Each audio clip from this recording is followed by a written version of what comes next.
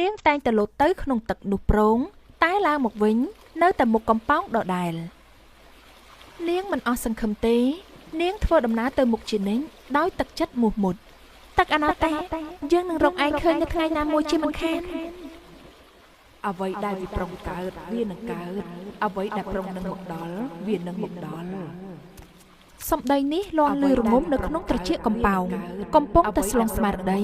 ស្រាប់តែនាងឮសូរសំឡេងធ្ងន់ធ្ងរដ៏ឈឺចាប់មួយរសាត់មកពីចម្ងាយក្តៅណាស់ជួយផងក្តៅណាស់ជួយផងជួយខ្ញុំផងឮសំឡេងដូចជាមានអ្នកស្រែកឲ្យជួយនេះខ្ញុំស្ដាប់ច្រឡំតែដឹង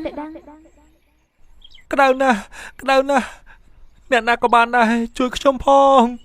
មិនមែនស្ដាប់ច្រឡំទេច្បាស់ជាមាននរណាម្នាក់មានគ្រោះអាសន្នហើយកំប៉ោងក៏ដើរទៅជួយគេតាមលទ្ធភាពនោះយើងសម្រាប់នៅទីនេះសិនហើយម្ចាស់បងល្អណាស់យើងក៏អស់កម្លាំងខ្លាំងណាស់ដែរអូយក្តៅណាស់ជួយផងអ្នកណាក៏បានដែរជួយក្តៅណាស់ម្ចាស់បង